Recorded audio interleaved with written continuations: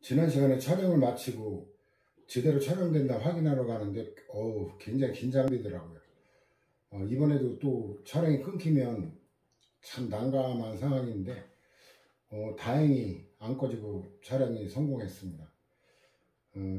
이번 시간에는 행정행위 하자론의 마지막이군요. 이제 행정행위가 끝나면 그 밖에 행정작용, 주로 이제 이론에 관한 거, 판례에 관한 건데 그렇게 어려운 난점은 없어요. 그 다음에 이제 이 편의 마지막이 행정기본법을 필두로 행정절차법, 민원 처리에 관한 법률, 공공기관의 정보 공개에 관한 법률, 개인정보 보호법 이렇게 진행이 되는데, 누누이 얘기했지만 법률은 그냥 외우면 최하급이고 안 외우면 최상급이 된다는 거. 반복하면서 외워지는 수밖에 없고, 더 다행인 거는 판례가 있을 때는 판례하고 연결하면 시너지 효과가 나오죠. 판례가 기억나면 법률 내용도 연상이 되고, 또 법률 내용이 기억되면 판례도 끌어낼 수 있고, 3편에 가면 뭐 그렇게 어려운 논점은 거의 없어요. 내용도 이렇게 많지 않고, 4편에 가면은 이제 손해정보도 특히 손해배상이 판례가 많이 축적되는데, 최근에는 이제 손실보상에 관한 굉장히 전문적인 판례들이 많이 축적돼가지고, 솔직히 저도 다 전문적으로 이해하지 못하는 기술적인 그런 것까지 판례가 막 등장하고 있고, 조금 손실보상 파트가 어려워졌어요. 원래 보상 이게 전문적인 영역이거든요. 법학 전공했다고 당연히 이게 알게 되는 게 아니에요. 손실보상에 관한 별도의 전문서 갖고 공부를 하지 않으면 안 되는데, 박균성 교수님 손실보상에 관한 그 책을 샀다가 속았어요. 완전 뭐 교과서하고 똑같은 내용, 그 부분만 발췌해가지고 다루나가 난 무슨 전문서인 줄 알았다가 참 아깝다는 생각이 드는데, 그 소송에 가면 이제 방대한, 특히 대상적격 같은 경우는 그 행정법 전편에 걸친 주요 작용들을 다 직대성한 거기 때문에 각 부분이 다 공부가 제대로 됐으면 많은 것들이 걸러질 거고, 그게 안 되면 이제 막막한 게 이제 대상적격이죠. 그래서 행정법이 완성됐는지는 대상적격에 있는 판례 배경 지식 팍팍 떠오르면서 결론까지 정확하게 맞추면 완성됐다 이렇게 생각해도 될 거예요. 취소, 철회, 실효 요거는 그렇게 어렵지는 않거든요. 자, 취소, 철회 비교인데 뭐 이런 이론적인 거는 여러분들이 뭐 다 돼 있을 거고, 또 직권 취소와 쟁송 취소 비교하는 거는 이제 본문에 설명하기 때문에 여러분들에게 읽어보도록 넘기고, 자, 그 다음 페이지 가면 제목이 좀 꼬였는데 3번이 취소 사유와 제한인데 4번이 제한 사유잖아요. 그래서 그 정오표에 반영할 건데 3번은 취소 사유고 4번이 제한 사유고, 자, 판례가 취소 철회 구별하고 사유의 구별, 이거는 이론적으로 정립된 거를 판례가 그대로 반영한 거라 특별한 내용은 없습니다. 그래서 여러분 알고 있는 내용인데 한번 확인하는 의미에서 한번 같이 보면, 행정행위 취소는 일단 유효한 거죠. 이거는 철회 실효는 적법한 거기 때문에 완전 유효라는데, 얘는 하자가 있는 거니까 일단 유효, 취소를 예정하고 있는 거기 때문에 성립한 행정행위를 행위에 위법한 하자가 있음을 이유로 소급표가 인정돼요. 철회 실효는 장래유거든요. 그 다음에 위법한 하자, 이게 원시적 하자라 그러죠. 별도의 행정처분을 의미하는 원칙이다. 원래 행정행위도 처분이지만 취소 행위도 별도의 행정처분이에요.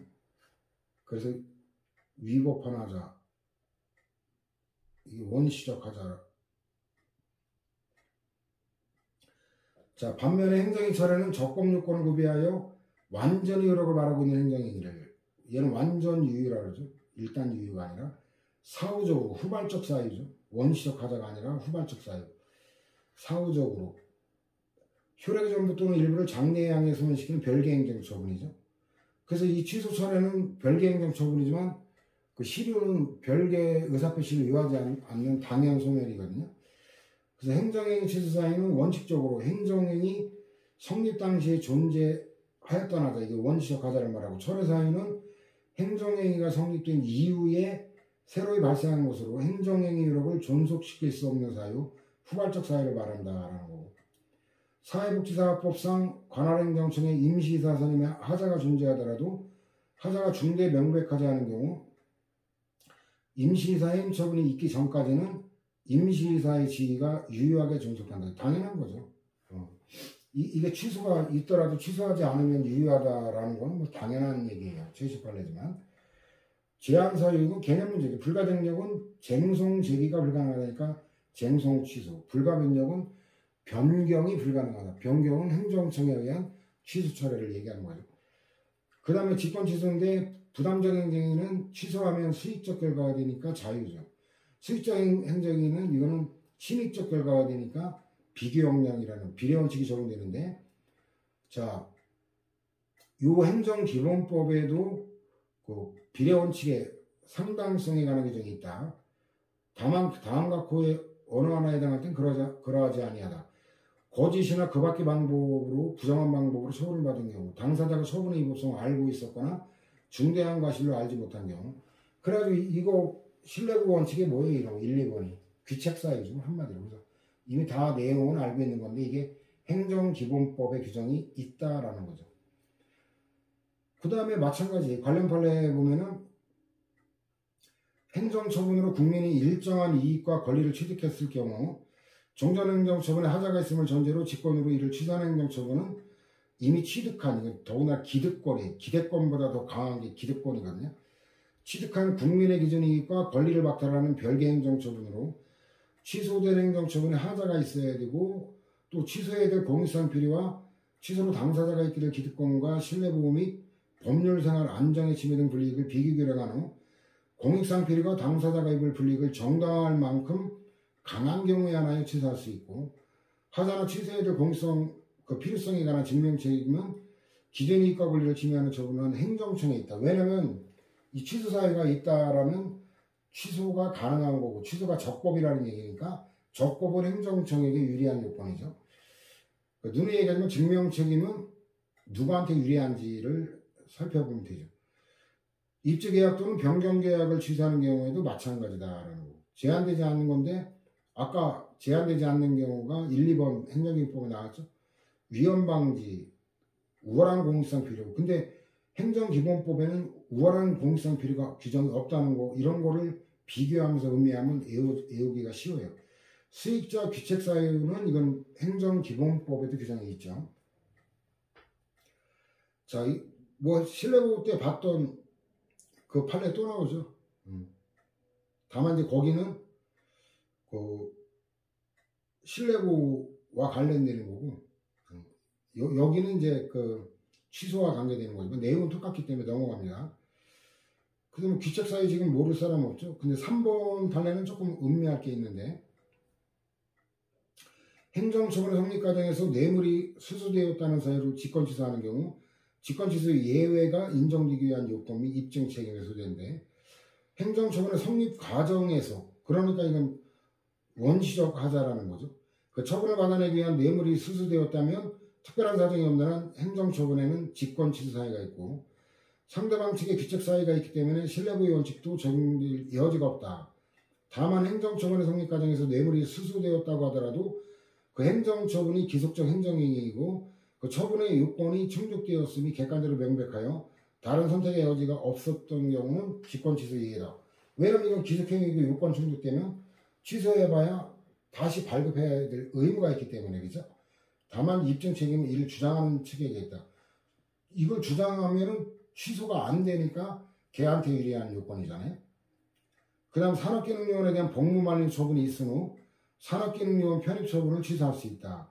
이거는 논리적으로 좀 의문이 될 수 있는데, 우리가 싸이를 생각하면 시사적으로 가능하다는 걸 알 거예요. 왜냐하면 싸이가 작은아버지 회사에 뭐 전산개발 프로그래머로 근무했는데 거의 출근을 안 했죠. 이게 들통나가지고 산업기능요원 편입처분 취소가 돼가지고 현역병으로 다시 입영을 하고 만기 전역을 했죠. 그 사건 보면은 이해할 수 있을 거예요. 그 다음에 다 마찬가지. 다 귀책 사유. 쟁송 취소, 이거 되게 중요한 판례예요. 왜냐면 학계에 비판을 받고 있는 판례이기 때문에 그래요. 자, 수익자 행정처분에 대한 취소권 등의 행사는 기득권의 침해를 정당화할 만한 중대한 공익상의 필요 또는 제3자의 이익 보호의 필요가 있는 때 하나여 허용될 수 있다는 법리는 처분청이 수익적 행정처분을 직권으로 취소 처리하는 경우에 적용되는 법리일 뿐이지 쟁송 취소의 경우에는 적용되지 않는다. 어쨌든 굉장히 중요한 판례다라는 거. 취소 여부가 95에 맞죠? 쟁송 취소 소급표라고 그랬죠? 그래서 이런 건 이제 소급표만 알면은 독해가 가능한 판례예요. 행정처분 자체가 행정쟁송 절차에 의해 취소되었다면 위 운전면허 취소 처분은 처분 시에 소급하여 효력을 잃게 되고, 그러면 어때요? 운전면허가 처음부터 없던 거로 돌아가니까 무면허 운전이 아니다라는 결론이 나오죠. 처벌할 수 없다. 그 다음에 직권 취소인데 이것도 소급표가 원칙인데 신뢰보호 때문에 장래후 요 예외가 있다는 거예요. 행정기본법에 규정이 있다는 거 중요하죠. 자, 그 다음 판례도 마찬가지. 그 무죄 판결이 확정된 마찬가지가 아니라 이거 취소 판례인데 뭐냐면 이거는 헷갈릴 수 있는 판례예요. 자동차 운전면허 취소 처분을 받은 사람이 자동차를 운전했지만 운전면허 취소 처분의 원인이 된 교통사고 또는 법규 위반에 대해 범죄 사실의 증명이 없는 때에 해당한다는 이유로 무죄 판결이 확정된 경우 취소 처분이 취소되지 않았더라도 무면허 운전죄로 처벌할 수 없다. 이건 취소가 안 됐잖아요.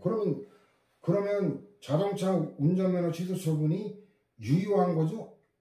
그러면 무면허로 처벌할 수 있어야 된다는 게 논리적인데 처벌할 수 없다. 이건 국민에게 관대하게 판결했다라고 볼 수밖에 없어요. 무죄 판결까지 확정이 됐는데 이걸 갖다 또 다른 거로 이유로 또 처벌하는 거는 문제가 있지 않냐라는. 그 다음에 이제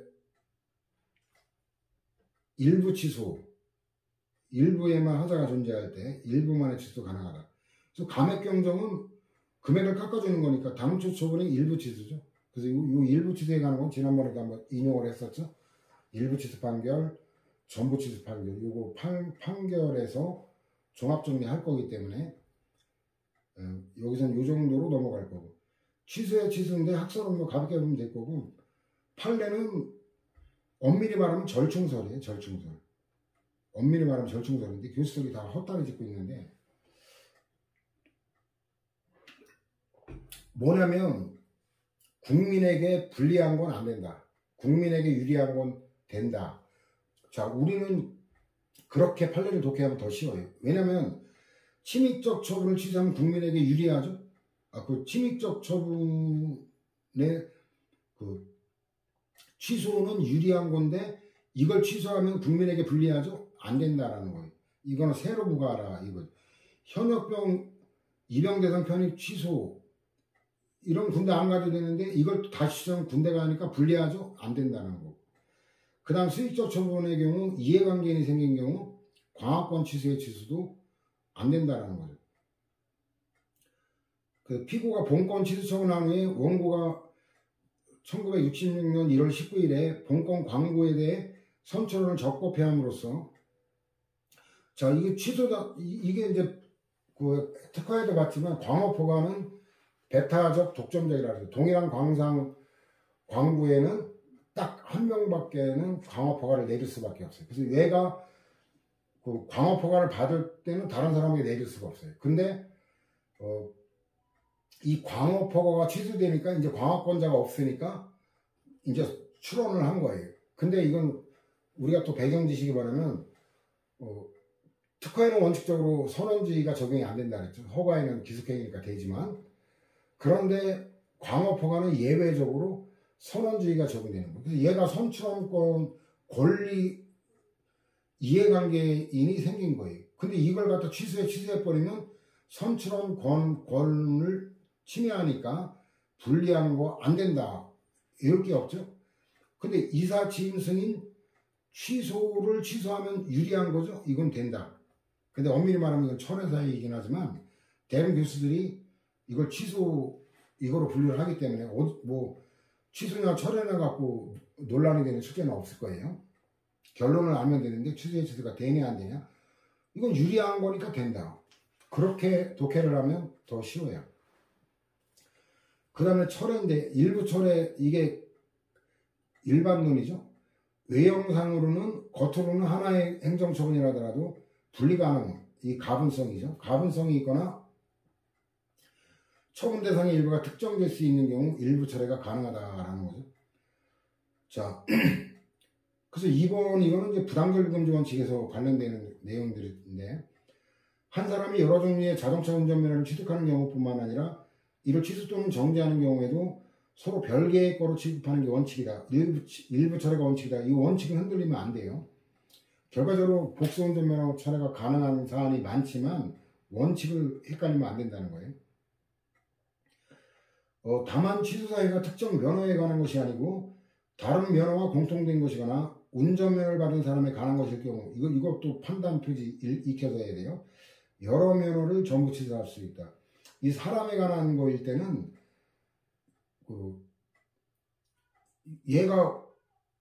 얘 운전 자체를 막지 않으면 목적 달성이 안 되니까 그렇죠. 자, 3번은 62와 관련되는 그 내용인데, 자, 일종 대형 보통 자동차 운전면허를 가지고 있는 감이 100이량 400cc 오토바이를 절취했다는. 자, 근데 이것도 이제 62에도 같은 사안이 나는데 그때 그냥 대충 넘어갔는데, 자, 62페이지 잠깐 볼까요? 그 중간에 1번 위반 인정사례, 여기 이륜자동차 음주운전하는데 대형면허 보통면허 취소인데, 이륜자동차는 오직 이종 소형 면허밖에는 운전할 수가 없어요. 그래서 대형면허 보통면허 갖고 그 이륜자동차 운전 못해요. 또 이종 소형 면허 갖고 대형차 보통차도 운전 못해요. 양방향 다 따져봐도 운전이 불가능한 거예요. 그래서 이것도 배경 지식이 말하면 오토바이인데 그 125cc 미만인가? 이 작은 오토바이 있죠? 이거는 법률 용어가 원동기 장치 자전거예요. 이거는 모든 면허 갖고 운전이 가능해요. 근데 그 125cc 이상 이 좀 큰 오토바이 있죠? 몇천, 5천만 원, 6천만 원, 뭐 이 정도 가격대라고 그러는데, 저는 그 중학교 2학년 때 오토바이를 배웠는데 90cc였어요. 그러니까 이제 저는 오토바이 타고 다니는데 이제 법률 용어로 이제 자전거 타고 돌아다니는데 단순한 자전거는 아닌 원동기, 엔진이 장착된 자전거를 타고 다닌 거죠. 그래서 여기 400cc, 이거는 이륜 자동차예요. 이륜 자동차니까 아까 62에 봤던 그 사안하고 똑같죠. 부당결금 정책 위반이라 취소할 수 없다라는 거고, 국고 보조조림 결정에서 정한 조건의 일부만 위법했는데 전부 취소한 거 위법이다. 이거 철의 의미예요. 원고가 교부받은 직장 보육시설 보조금의 일부가 정상적으로 집행되었다고 볼 수 있는 사정을 제대로 감안하지 않고 전부 취소한 것도 위법이다.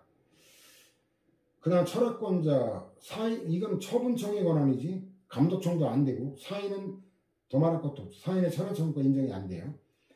철회 변경 권한을 처분청에 부여하는 거지 국민인 상대방 등에게 철회 변경 이유가 신청까지를 부여한 건 아니다.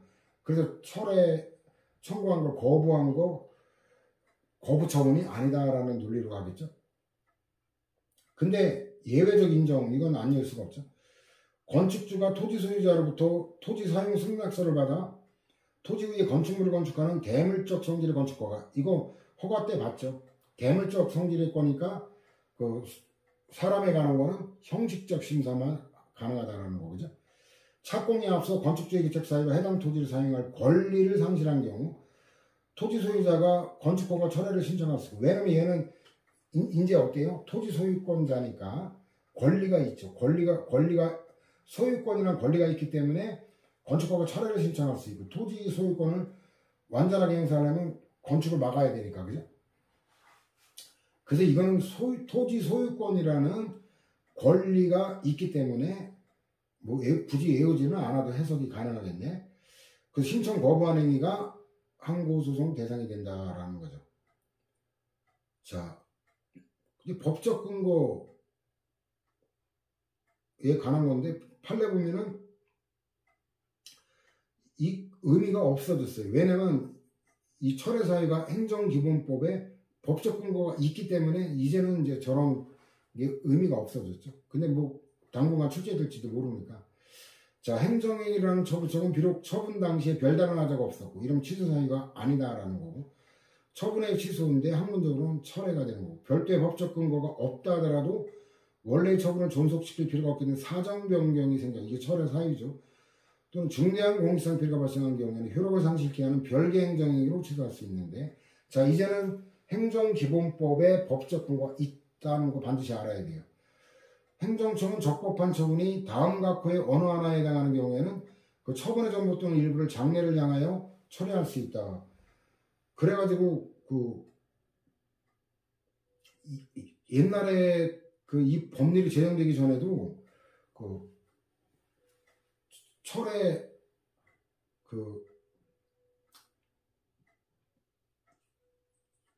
이 법적 근거, 이게 이제 일일이 철회 사유를 법률에 규정하는 건 불가능하다, 이런 논거가 있었는데, 그때 제가 뭐라고 비판했냐면 바보 같은 소리라고. 뭐하러 수백 개 법률을 다 일일이 개정해서 철회 사유를 일일이 넣어요? 일반법에 철회 사유를 갖다가 딱 한 조항만 추가하면 해결된다고. 근데 그렇게 해서 입법적으로 해결된 거죠. 대체 교수라는 작자가 일반법의 의미도 제대로 몰라가지고 헛소리를 했던 건데, 이게 지금은 이제 웃을 일이죠. 다 지나간 얘기가 의미가 없는 건데, 자, 요 철회 사유 외워야 돼요. 일단 법정 철회 사유에 해당하는 경우, 그 다음에 이제 사정 변경, 이게 244하고 연결되는데,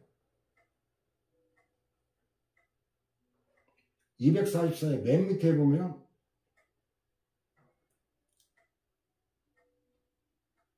맨 밑에가 아니라 그 동그라미 이주 사정 변경, 이건 실효사유, 확약에는 이게 실효사유, 이게 239하고 연결이 되는 거죠.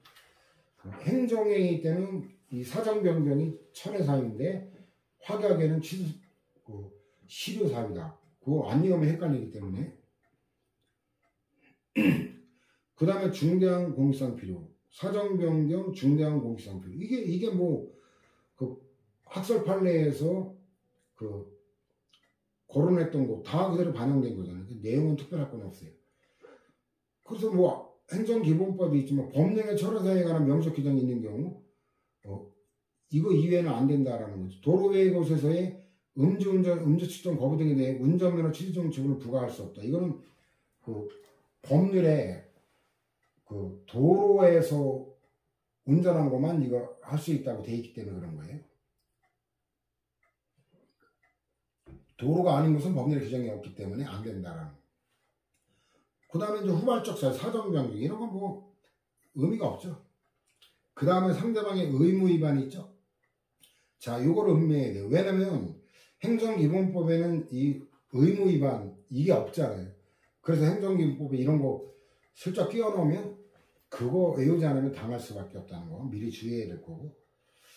자, 이게 또 골 때리는 건데, 개인 택시 운송사업자가 음주운전 교통사고로 자동차 운전면허를 취소당하면 이건 면허 취소로 끝나는 게 아니라 운송사업 면허 취소 사유에 해당한다. 그럼 음주운전하면 운전면허만 취소되는 게 아니라 개인 택시 면허까지 취소가 돼요. 그럼 이렇게 되면 개인 택시 면허증이 이게 몇 천만 원의 권리금이 붙어 있는 건데 다 날리는 거거든요. 이거 엄청난 거죠. 개인 택시 운송사업자에게 운전면허 취소 사유가 있지만 그에 따른 운전면허 취소 처분이 이루어지지는 않은 경우, 이렇게 되면은 개인 택시 운송사업 면허 취소 철회 사유가 아니기 때문에 할 수 없다. 이것도 해석은 되죠. 그 다음에 사립학교법에서 정한 임원 취임 승인 취소 사유가 발생했다는 객관적 사실이 인정되면 취소 처분의 처분 사유가 존재한다. 이건 당연하죠. 법률이 정한 요건 충분. 그 다음에 임원 취임 승인 취소는 재량행위라는 거. 이건 이럴 거 없죠. 재량행위는 이럴 거 없어요. 학교법인 임원 간의 분쟁이 발생하지 않도록 진지한 타협안과 양보안을 제시하고 중재를 위해 적극 노력했다는 등의 특별한 사정이 있는 임원의 경우, 이거는 정상 참작 사유잖아요. 임원 취임 승인 취소 사유에 해당하지 않는다. 이거는 독해가 가능하죠. 그 다음에 부담의 분리행도 행정기본법에 없죠. 이런 거 조심해라 그랬죠. 뭐 내용은 다 그런 거니까 읽어보면 될 거고. 그 다음에 철의 요가가 장래유다 소급하에 상실시킬 수 없다라는 거. 그 다음에 그 철의 쟁성취소 소급표 이것도 똑같아요. 그래서 영업금지를 명한 영업허가 취소 처분 이러면 이제 그때부터 장사하면 무허가 불법 영업이 되는데 자체가 나중에 행정쟁송 절차에 취소됐다면 처분시 소급하 이렇게 이렇게 되니까 처음부터 영업허가 취소가 없는 거로 되니까 무허가 영업이라고 할 수 없다. 처벌할 수 없다. 이거 아까 자동차 운전면허 그 사건하고 똑같죠. 처분의 변경인데 처분 변경의 종류가 처분사의 추가 변경 요것도 있는데 요것도 처분과 사유의 추가 변경이 기본적 사실관계 동일성이 허용되면은 이거는 독립된 처분이 아니거든요. 근데 동일성이 없으면 처분사 추가 변경이 안 되니까 별도의 변경 처분을 해야 되는 거예요. 그게 이제 외의 내용이고. 그 다음에 1번 판례는 이거는 690 되게 중요한 판례인데 이게 우연하게 봤는데 행정사 9회 시험에 실무 사례 문제로 출제가 됐는데 자 이거 출제위원 보면 진짜 또라이들 많다라는 생각이 들더라고. 이게 아마 20점짜리로 출제된다 그런 건데 아니 이건 학계 연구도 제대로 안 돼 있는 거고 그 다음에 산업재해보상보험법은 얘는 공인노무사 시험에 출제되면 아주 타당한 출제거든요. 아니 근데 행정사는 산재 저거 못해요. 공인노무사 직업이기 때문에 어우. 그 참 출제위원 도대체 뭐 어떤 시험 자기가 어떤 시험에 출제위원으로 됐는지도 똥좀 못 가리는 놈이 들어갔고 이거 20점짜리로 뭐 나올 건덕지가 없어요. 그냥 법적 성질을 물었는데 행정심판이 아닌 그 이의신청 심사청구 이게 행정심판이 아닌 거다라는 근로복지공단 내부의 시정 절차다. 요 한 줄거리밖에 쓸 내용도 없어요. 아니 도대체 연구나 하고 출제를 해야 될 거 아니에요? 연구도 안 한 거를 출제하면 이런 놈들이 제가 수험생 때도 있어. 아니 병신 같은 게 아니 근데 수험생이가 뭐 학문적인 영감을 얻으려고 그러나? 아 지가 연구를 안 한 거를 갖다가 출제하고 나서 애들 다 반지 보고 이야 그렇구나 내가 미처 생각하지 못한 이런 게 있구나? 이런 걸 위한 거예요? 정직하지 못한 태도예요. 어떤 새끼인지 이거 진짜 나쁜 새끼죠. 지도 모르는 거 지 대가리에도 없는 거를 수험생에게 출제해가지고 고통을 안겨줘요. 뭐 물론 수험생 입장은 약자니까 뭐 개발 내발 그냥 하여튼 분량을 늘려 그냥 억지로라도 써줬을 건데 근데 쓸만한 논점은 이빨거리는 있어요. 그래서 이게 이제 기본기가 탄탄하면 이 의외의 문제 이걸 불이타격이라는데 불이타라 그러는데 불의의 타격이다. 예상하지 못한 문제가 출제됐을 때 타격 심리적 타격을 불이타라고 그러는데 자 요거 배경은 어떤 게 있냐면 이의신청이 행정심판의 성격 특별행정심판의 성격을 갖고 있는 그 이의신청도 있고 그 다음에 특별행정심판이 아닌 이의신청이 있다. 그래서 이거는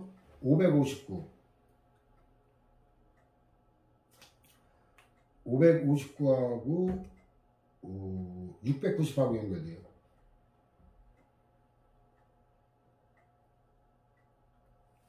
그래서 559에 보면은 행정심판의 이의신청과 행정심판이 아닌 이의신청의 구별. 그래가지고 결국 이거를 출제한 것 같아요. 그래서 이빨은 이거로 까야 돼. 이빨은 이거로 까고 결론 가서 산업재해보상보험법상 심사청구는 특별행정심판이 아니라 행정청 내부의 그 시정 절차에 불과하다. 뭐 이렇게 결론은 그건데 이론적 배경이 이거 240이라고 690. 그 다음에 690 다 가보면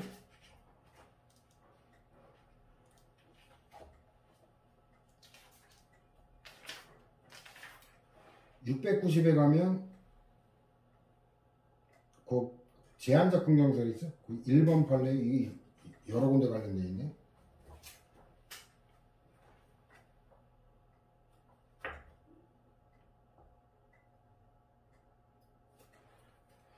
자, 1번 판에 216, 241, 559가 관계되는데,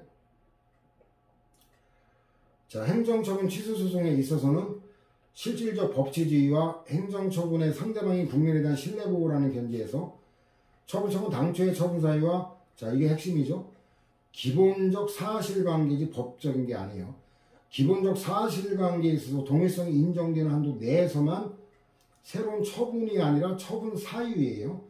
처분 사유를 추가하거나 변경할 수 있고, 기본적 사실관계와 동일성이 전혀 없는 별개의 사실을 들어 처분 사유로 주장하면 허용되지 아니하며, 법원으로서도 당초 처분 사유와 기본적 사실관계의 동일성이 없는 사실은 처분 사유로 인정할 수 없다. 그래서 기본적 사실관계 동일성이 인정되면 거기서 소송 절차에서 처분 사유 추가 변경으로 처리가 돼요. 근데 만일에 기본적 사실관계 동일성이 인정이 안 되면 처분 사유를 추가하거나 변경하는 게 허용이 안 되니까 처분을 변경해야 되는 문제가 생겨요. 그런 경우가 핵심 정리라 그건 빼놨는데 이론서에는 그거 해놨거든요. 그러면 처분 변경으로 인한 소변경의 문제가 소변경을 허용해야 된다.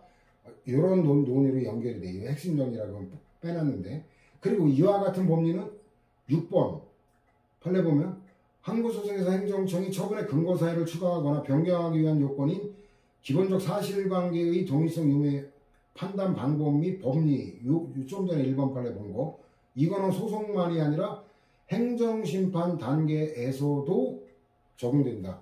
그래도 요게 그 행정심판에도 적용되지만 행정심판이 아닌 이의신청에서는 적용되지 않는다. 요런 것들을 이제 그 행정사 그 구회 시험에서 이빨 깔 소지거든요. 굉장히 당혹스러웠을 거야. 그래 다시 돌아오면 241로 돌아오면은, 그래서 기본적 사실관계의 그 동일성이 인정이 안 되면 결국 처분 변경을 해야 되는 문제가 생긴다라는 거. 자, 그래서 산업재해보상보험법상 심사 청구에 관한 절차의 성격은 특별행정심판이 아니라 근로복지공단 내부의 시정 절차이고, 그 절차에서는 근로복지공단이 당초 처분의 근거로 삼은 사유와 기본적 사실관계의 동일성이 인정되지 않는 사유를 처분 사유로 추가 변경할 수 있다라는 거예요. 이게 행정심판이나 행정소송과 다르기 때문에 그렇다라는 거죠. 그 다음에 이제 따라서 요것도 이제 그 구체적 사례로 나온 건데, 근로복지공단이 우측 감각 신경성 난청으로 장애보상 청구를 한 근로자 갑에 대해, 자, 처음에 최초의 처분 사유는 소멸시 후 완성이에요. 이후로 장애보상 급여 부지급 결정을 했다가 갑이 불복하여 심사 청구, 이게 이제 행정심판이 아닌, 이거를 하자 갑의 상병이 업무상 재해인 소음성 난청으로 보기 어렵다는 처분 사유. 이거는 일단 기본적 사실관계가 전혀 다르다라는 걸 언급을 해줘야 돼요. 근데 그래가지고 기각한 사안인데, 이게 만약에 심판 소송이라면 이걸 받아주질 않아요. 근데 이게 심판 소송이 아니기 때문에 이걸 갖다가 처분 사유 중 하나로 인정한 거, 정당하다고 인정한 거죠. 그 다음 처분 내용의 변경. 이거는 659에 종합정리 돼 있어요. 거기 가면 이제 절했을 때 대상 적격이 뭐가 되느냐라는 최근에 출제가 아주 많이 되는 쟁점인데, 자, 659에 보면 변경 처분 있지, 변경 처분. 이게 242. 그래서 증액 경정일 때는 증액, 감액 경정일 때는 당초 처분인데 금액만 감띄고 남은 거고, 적극적 변경 완전히 다른 거로 바꿨을 때 요거 방대하기 때문에 일단 페이지 인용만 하고 해당되는 데서 설명하기로 합시다. 그 다음 실질적 변경 처분은 이건 동일성을 상실할 정도로 상당한 정도로 변경하는 거죠. 이거는 변경 처분으로 대체되고 장래 향한 효력 상실하니까 다툴 대상은 변경 처분이 되겠죠. 관리처분 계획의 주요 부분을 실질적으로 변경하는 내용으로 새로운 관리처분 계획을 수립하여 시장 군수의 인가를 받은 경우 당초 관리처분 계획은 효력을 상실한다라는 거. 일부 변경 처분인데 그 이 경우에는 선행 처분은 일부 변경된 채로 효력을 유지하고 일부 변경 처분도 별도로 존재한다라는 건데, 이런 경우도 있고 아닌 경우도 있거든요. 나중에 소송에 가보면 선행 처분의 주요 부분을 실질적으로 변경하는 내용으로 후행 처분하는 경우에 선행 처분은 특별한 사정이 없는 효력을 상실하지만, 아까 위에 그거죠. 후행 처분이 선행 처분의 내용 중 일부만을 소폭 변경하는 정도에 불과한 경우에는 선행 처분은 소멸하는 게 아니라 후행 처분에 의해 변경되지 아니한 범위 내에서는 그대로 존속한다라는 거. 감액되고 나면 당초 처분이 대상이 된다는 거고, 그 위에 일부 변경 처분도 별도로 존재한다는 거는 이거는 학설 그거니까 뭐 신경 안 써도 상관은 없어요. 자, 절차에 관한 여러분들 읽어보면 되고, 실효사유 166에서 인용했죠. 그래서 이거는 뭐 되게 쉬운 거라 출제도 별로 안 되고 여러분들 읽어보면 될 거고, 이렇게 해서 그 행정법 가장 중요한 쟁점 중에 하나였던 행정행위를 드디어 마무리했죠. 이만큼 중요한 논점은 이제 한참 뒤로 가서 행정소송에서나 또 방대하면서 중요한 걸 다루게 되죠. 다음 시간부터 이제 그 밖의 행정의 행위 형식, 이거는 이제 아주 단조로운 단순한 것들이 많기 때문에 큰 고비는 일단 넘겼다라고 생각하면 됩니다. 자, 이번 시간 강의는 이렇게 마무리하겠습니다.